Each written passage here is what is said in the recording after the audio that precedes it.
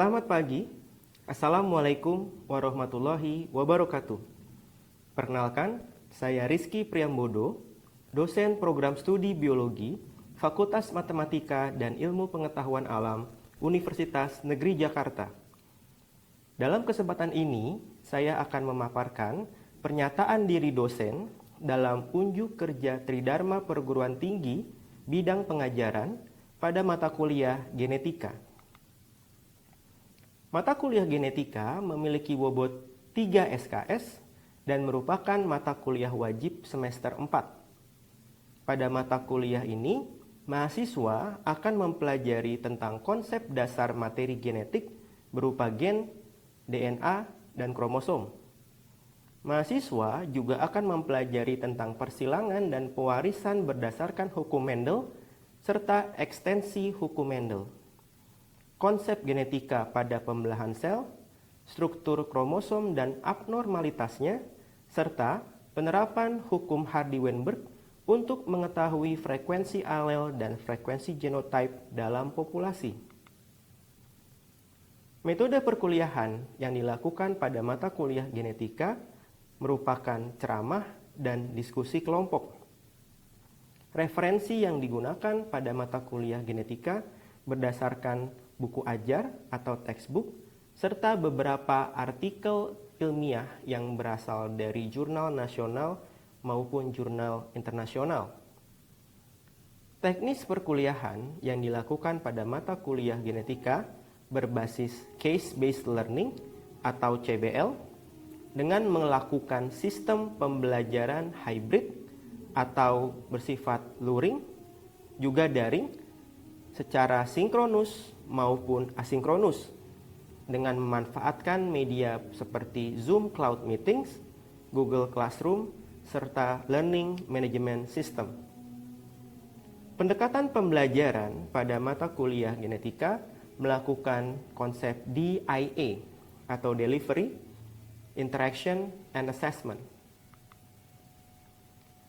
Capaian pembelajaran lulusan mata kuliah genetika disesuaikan dengan standar penyusunan kurikulum pendidikan tinggi yang terdiri dari 4 aspek. Yang pertama adalah aspek sikap, aspek keterampilan umum, aspek pengetahuan, dan yang terakhir adalah aspek keterampilan khusus. Capaian pembelajaran lulusan mata kuliah genetika dapat dilihat pada tampilan berikut. Berdasarkan capaian pembelajaran lulusan tersebut, disusunlah 7 capaian pembelajaran mata kuliah genetika atau CPMK.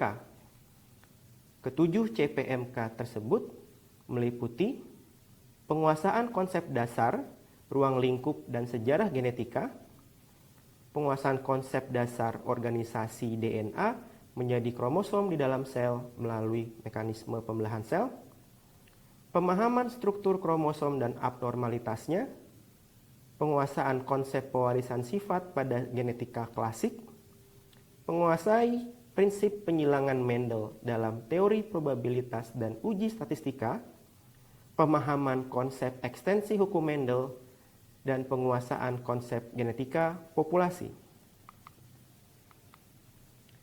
Berdasarkan capaian pembelajaran mata kuliah genetika tersebut, disusunlah 16 sub CPMK yang terbagi dalam 30 pertemuan dalam 15 pekan. Sub CPMK tersebut dapat dilihat pada tampilan berikut. Beberapa bahan ajar utama yang digunakan dalam mata kuliah genetika antara lain adalah buku Introductions to Genetic Analysis oleh Griffith et al. Tahun 2019, buku Genetics and Genomics in Medicine oleh Thompson and Thompson tahun 2023, serta buku Principle of Genetics oleh Snustad and Simmons tahun 2015. Mata kuliah genetika juga menggunakan bahan ajar yang berdasarkan dari artikel yang merupakan hasil penelitian yang telah saya lakukan. Di antaranya adalah artikel dengan judul FRO Gene Profile Analysis for Characterizations of Iron Stress Tolerant Genotypes in Swarm Rice Oryza sativa Linnaeus yang dipublikasikan pada jurnal Sabrau, Journal of Breeding and Genetics, yang merupakan jurnal internasional bereputasi dan terindeks Scopus Q2 yang diterbitkan pada tahun 2025. Artikel berikutnya dengan judul Analisis Profil Gen IRT pada Tanaman Padi Oryza sativa Linnaeus dengan menggunakan marka SSR dan SNP terhadap kondisi cekaman besi yang dipublikasikan pada jurnal Bioma yang merupakan jurnal nasional terakreditasi SINTA 3 dan diterbitkan pada tahun 2023. Untuk referensi dan buku ajar serta artikel yang digunakan pada mata kuliah genetika secara lengkap dapat disaksikan pada tampilan berikut. Bobot perkuliahan pada mata kuliah genetika terdiri dari 3 aspek. Aspek yang pertama adalah aspek penugasan pada case-based learning yang berbasis pada aktivitas diskusi kelompok, presentasi studi kasus, serta ulas artikel yang memiliki bobot 60%. Aspek kedua adalah ujian tengah semester yang memiliki bobot 20% dan ujian akhir semester yang memiliki bobot 20%. Mahasiswa yang mengikuti mata kuliah genetika akan mendapatkan standar kelulusan sesuai dengan standar kelulusan yang ditetapkan oleh Universitas Negeri Jakarta, yaitu mereka yang memiliki rentang nilai 56 hingga 100 atau memiliki nilai mutu A hingga C. Demikian rancangan pembelajaran mata kuliah genetika.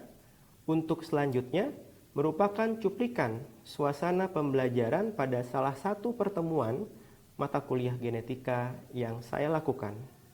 Selamat menyaksikan.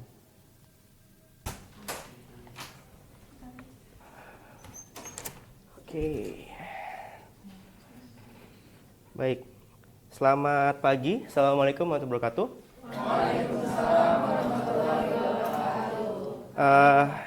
Hari ini kita akan lanjutkan diskusi kita di mata kuliah genetika pertemuan 11 dan 12. Jadi berdasarkan RPS, topiknya adalah proses visualisasi kromosom pada makhluk hidup.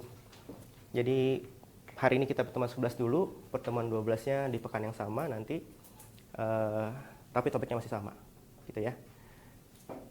Sebelum kita mulai, kita berdoa dulu menurut agama dan keyakinan kita masing-masing.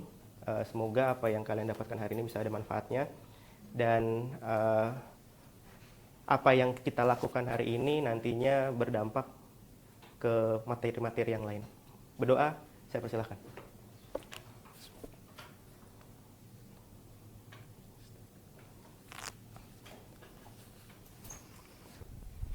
Doa selesai? Gimana hari ini kabarnya? Baik? Mukanya agak stres. Ada kuliah apa tadi? Oh enggak ada. Baik. Jadi kita akan masuk ke topik ini. Cuma sebelum kita mulai seperti biasa, saya akan absen dulu pakai presensi yang saya buat sebelum nanti ini saya edarkan ke kalian.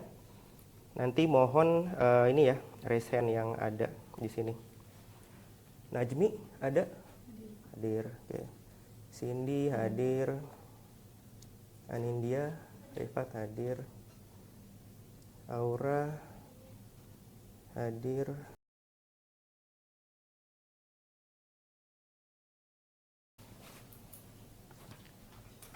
Ya. Jadi ini akan kita lakukan untuk pertemuan ke-11 dan 12 tentang proses visualisasi kromosom pada makhluk hidup, gitu ya. Nah, sebelum kita mulai, kita review dulu. Jadi kita review tentang poin ini, topik yang kemarin kita lakukan. Yang pertama adalah perbedaan tentang mitosis dan meiosis. Ada yang masih ingat mitosis dan meiosis? Coba. Kenalkan ini ya, nama dulu. Oke, perkenalkan nama saya Alfira Salsabila. Untuk perbedaan antara mitosis dan meiosis yang masih saya ingat itu, yang pertama dari tujuannya untuk mitosis itu tujuannya lebih ke pertumbuhan dan regenerasi, sedangkan untuk meiosis itu lebih ke gametogenesis. Oke, satu. Hasilnya itu mitosis dia 2 sel anak dan juga meiosis dia 4 sel. Oke, ada lagi? Untuk prosesnya, untuk mitosis itu tidak ada mekanisme khusus, sedangkan meiosis itu ada seperti crossing over, Pak. Oke, 3 tuh ya. Mau nambah? 2 lagi? Untuk Meiosis berapa tahap? meiosis itu dia ada 2 kali 2 kali. proses, sedangkan kalau untuk mitosis itu cuma sekali, Pak. 1 kali. Tadi pembentukan sudah, kemudian proses sudah, hal-hal spesial sudah. Oke, ada yang mau tambahkan atau cukup? Cukup ya? Cukup. Kayaknya baik, masih ingat.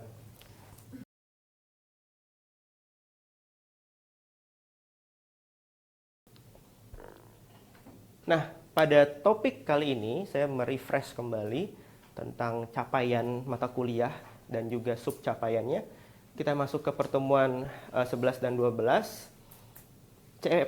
CPMK besarnya adalah memahami struktur kromosom dan abnormalitasnya. Jadi, pertemuan pekan depan, pertemuan 13 dan 14 berarti kita akan memasuki tentang abnormalitas kromosom, sub CPMK yang kedua, menguasai abnormalitas dan abrasi kromosom. Nah, sekarang kita masuk ke bagian sub CPMK yang pertama, sehingga kalian memasuki proses visualisasi kromosom pada makhluk hidup. Oke.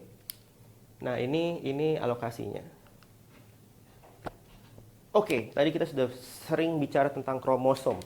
Topik-topik sebelumnya juga kalian sudah bahas tentang kromosom. Apa itu kromosom? Penny, boleh, Pen. Tadi ada Aura juga. Penny dulu. Benang yang ada di inti sel dan dia itu terisi dengan DNA atau materi genetik. Benang seperti benang yang ada di inti sel, isinya materi genetik. Oke.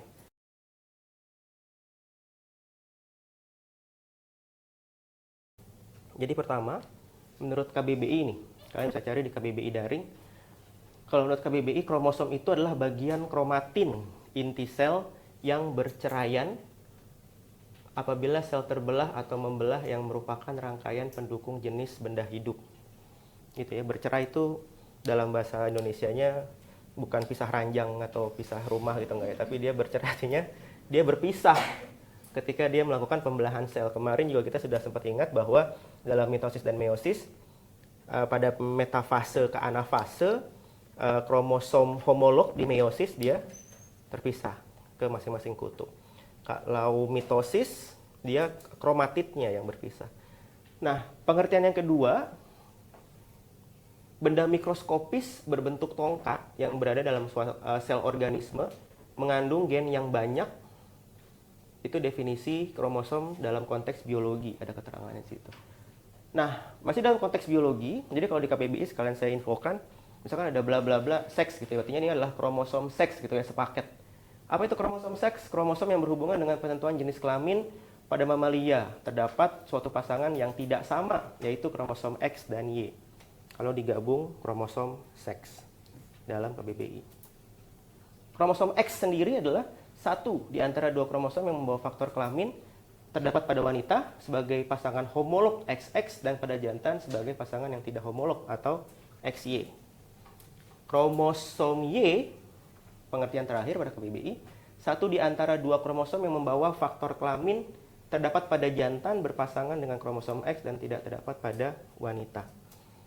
Definisi-definisi kromosom pada KBBI. Jadi ini semua sudah kalian pelajari kemarin, ada XX, ada XY.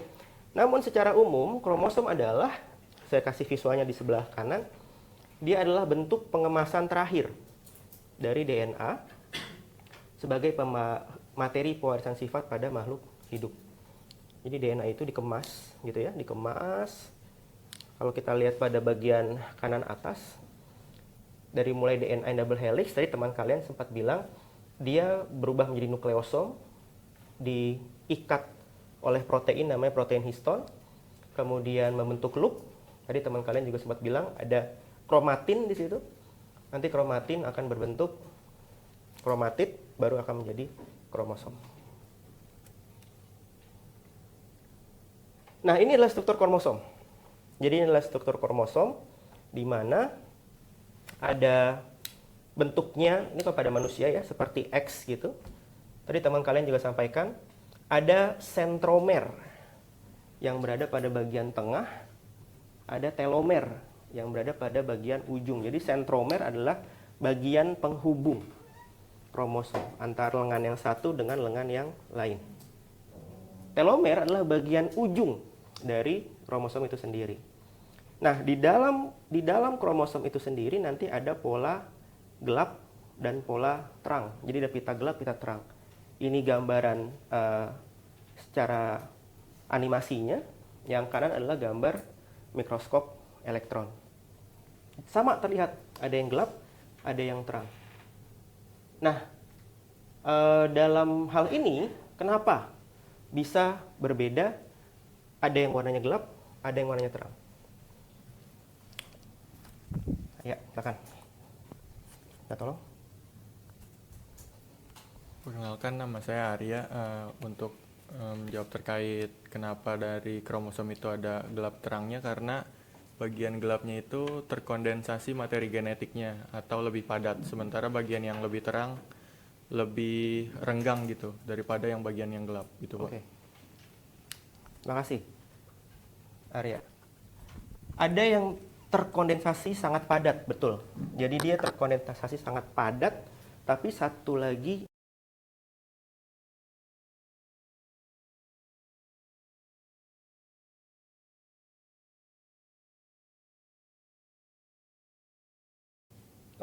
ada video tentang bagaimana kromosom itu atau proses karyotyping itu dilakukan. Jadi kebetulan video yang akan saya tayangkan dari media video online YouTube itu diambil dari sel darah. Bisa nggak Pak kromosom diambil dari sel rambut? Boleh nggak? Bisa. Dari kuku? Dari insang? Bisa. Dari daun? Bisa. Dari kulit batang? Bisa. Syaratnya apa berarti? Bagian makhluk hidup? Sel hidup? Syaratnya dia memiliki sel. Karena nanti kita sudah pelajari salah satu lokasi paling melimpahnya kromosom atau DNA ada di dalam inti sel. Gitu ya. Selama dia punya sel, apalagi masih hidup, masih segar gitu ya, dia bisa diambil kromosomnya. Nah, jadi fokus ke topik tahapan-tahapannya. Karena tahapannya semuanya umum. Mau dari darah, dari daun, dari bunga, dari batang, dari insang, semuanya sama tahapannya. Jadi fokus ke tahapan-tahapannya. Cuma saya spoiler tadi bahwa ini dari darah. Ya. The first step in performing a karyotype is to collect a sample. A blood sample containing red blood cells, white blood cells, platelets, and plasma. Sorry. Jadi saya mau pause. Oke. Tahap pertama apa? Pengambilan sampel. Dari apapun itu tahapnya adalah pengambilan sampel yang akan kita ingin buat karyotype-nya. Sample.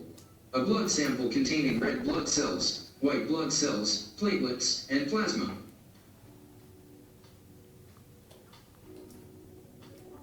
The second step is separating the cells. Tahap kedua adalah memisahkan sel.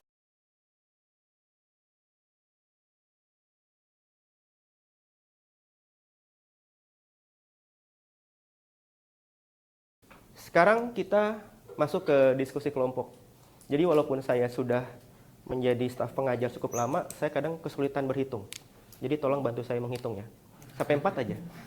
1, 2, 4, 1, oke. 2, Faisal? 1,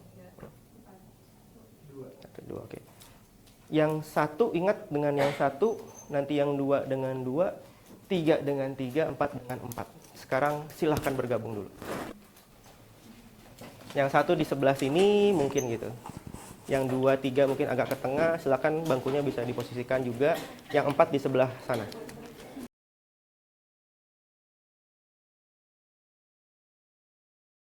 Sekarang kita lihat instruksinya. Jadi lihat ke depan dulu, instruksinya adalah pada tiap-tiap kelompok berikan contoh kondisi mengapa proses karyotype harus dilakukan.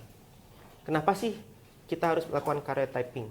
Ada kasus-kasus apa, ada kondisi-kondisi apa yang harus memang, oh ini harus karyotyping nih. Untuk memperjelas, untuk memastikan sesuatu, atau untuk memberikan kepastian pada suatu kondisi. Gitu ya. Nah, setelah teman-teman nanti mengkondisikan atau menemukan kondisinya, jelaskan gambaran kondisinya. Kenapa sih harus kayak gitu? Ya karena kondisi ini penting soalnya supaya mendapatkan jawaban bla bla bla bla bla bla. Paham?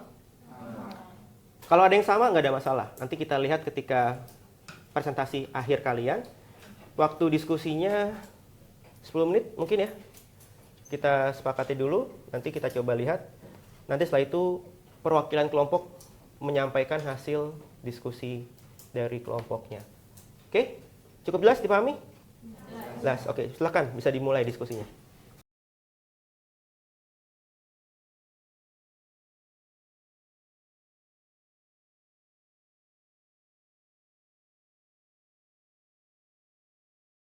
Oke, jadi sudah didiskusikan dua hal ini.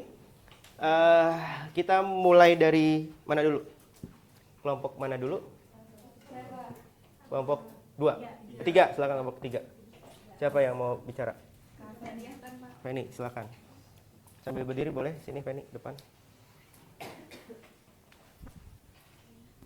Jadi kalau misalnya dari kelompok 3 itu ngambilnya tentang kelainan dari jenis kelamin, yang mana yang di sini kita ambil kasusnya itu ada di ambiguous genitalia. Jadi itu adalah suatu kasus di mana kondisi medis dari alat kelamin bayi yang baru lahir itu tidak terlihat seperti bentuk fisik dari laki-lakinya atau dari perempuannya, misalnya dari bagian penis atau bagian vulvanya.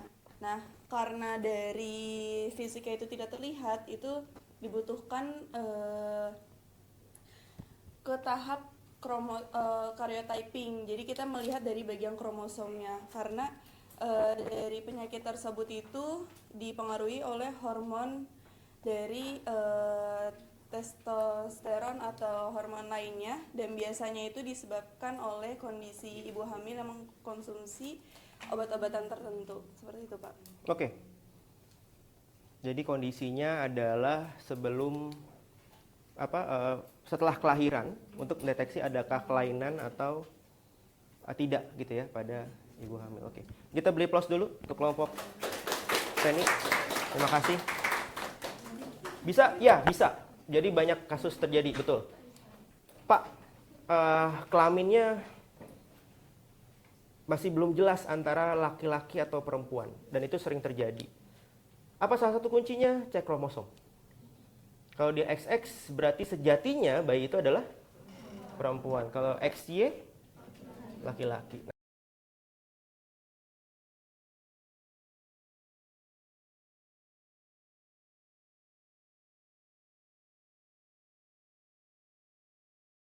Oke, saya rasa cukup bagus. Empat-empatnya berbeda. Tadi ada yang mirip-mirip tentang prenatal testing dan postnatal testing, tapi semuanya relatif berbeda. Kita boleh beli plus dulu untuk kita semua. Oke, boleh kembali lagi ke posisi atau dibenarkan aja kursinya, posisinya tetap di situ.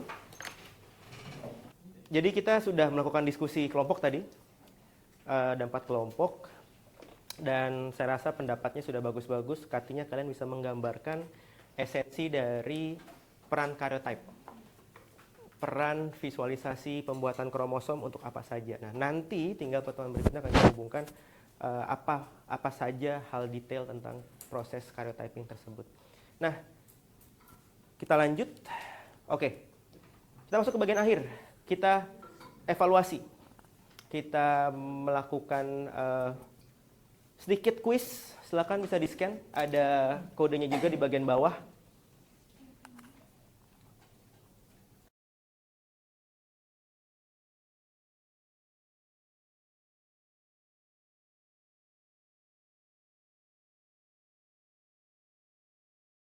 Lima, 4, 3, 2, 1. Oke, saya N ya.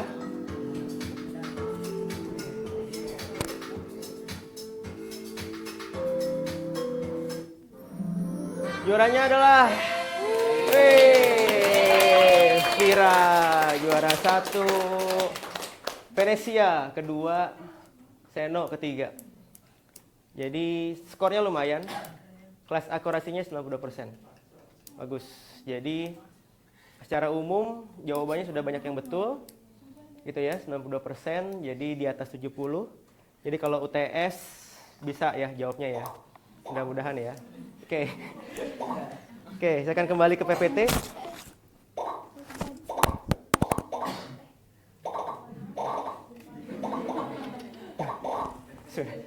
Sudah selesai kuisnya. Waduh. Baik. Oke, ini slide terakhir. Tadi evaluasi sebagai bagian dari slide terakhir. Saya akan summary dulu bahwa dari apa yang sudah kita pelajari hari ini adalah kita sudah mengetahui bagaimana struktur kromosom, profil apa yang perlu kita ketahui untuk mengetahui perbedaan kromosom. Ada 3, besar kecilnya kromosom, pola pitanya, dan yang ketiga adalah bentuk dari kromosom tadi, ada berdasarkan sentromernya, posisi sentromer. Kita juga sudah mengetahui kondisi-kondisi apa, tadi sudah kita diskusikan, kondisi-kondisi apa yang memang menyebabkan karyotyping itu atau proses pemetaan kromosom perlu dilakukan. Gitu ya. Pertemuan selanjutnya tetap masih dengan topik yang sama, visualisasi kromosom. Kita akan mempelajari abnormalitas dari kromosom-kromosom yang ada, baik pada manusia, kelebihan kekurangan, atau nanti pada individu lain. Jadi ada yang disebut sebagai kromosom politen atau kromosom raksasa, dan ada kromosom lembrush namanya. Jadi pada serangga bentuk kromosomnya kayak sikat, jadi seperti sikat. Nah, itu adalah kelainan atau bentuk-bentuk struktur lain dari kromosom. Baik, mungkin itu saja yang dapat saya sampaikan pada pertemuan hari ini. Kita bertemu lagi di pertemuan yang selanjutnya. Lebih kurangnya saya mohon maaf. Kita nanti sudah materi dan video akan saya posting di Learning Management System seperti biasa, dan nanti bisa dapat kalian akses untuk membantu kalian belajar ke depannya. Baik, jika nanti ada yang ingin didiskusikan, silakan bisa menghubungi PJMK atau langsung ke saya persilahkan. Saya tutup pertemuan hari ini, kita bertemu di pertemuan selanjutnya. Selamat pagi, Assalamualaikum warahmatullahi wabarakatuh. Waalaikumsalam warahmatullahi wabarakatuh.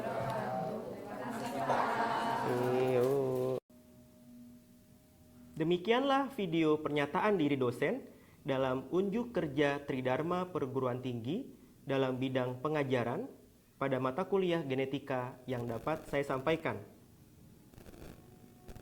Terima kasih telah menyaksikan. Semoga bermanfaat. Selamat pagi. Wassalamualaikum warahmatullahi wabarakatuh.